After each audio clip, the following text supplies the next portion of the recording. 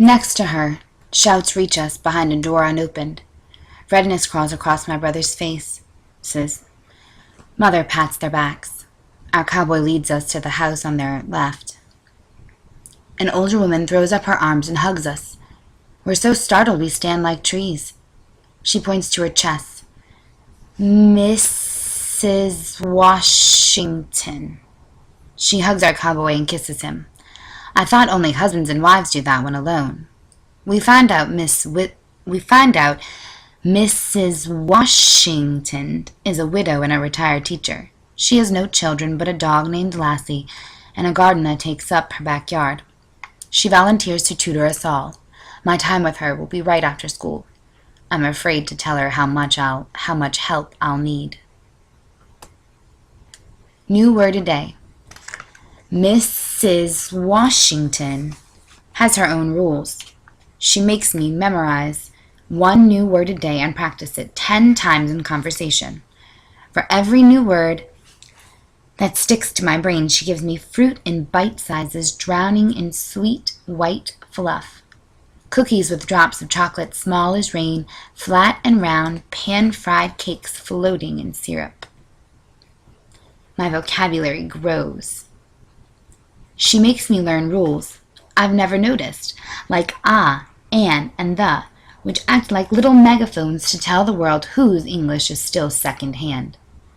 The house is red, but we live in a house.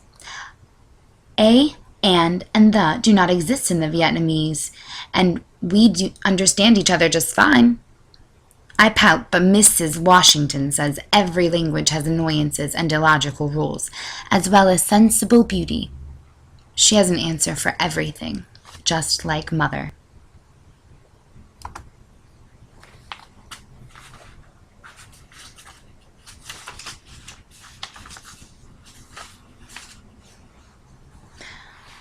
More is not better.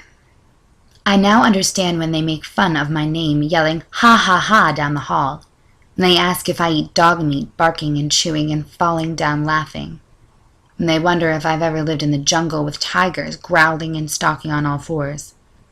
I understand because Brother Quad nodded into my head on the bike ride home when I asked if kids said the same things at his school.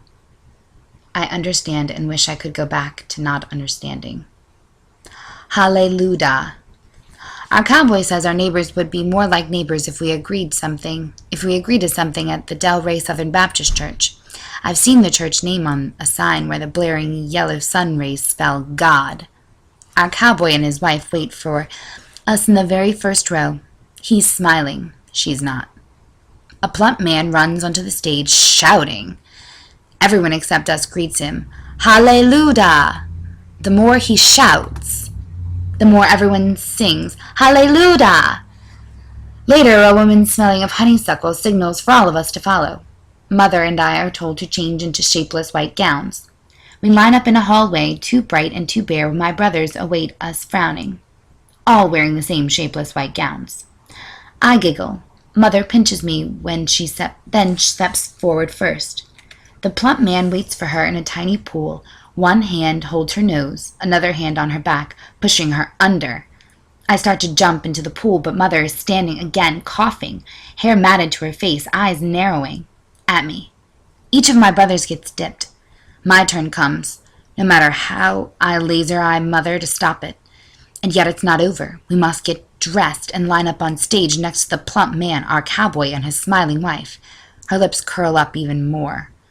As people line up to kiss our cheeks, drops from my wet hair drip down my back, bumps enlarge on my chilled skin, and I realize we will be coming back here every Sunday.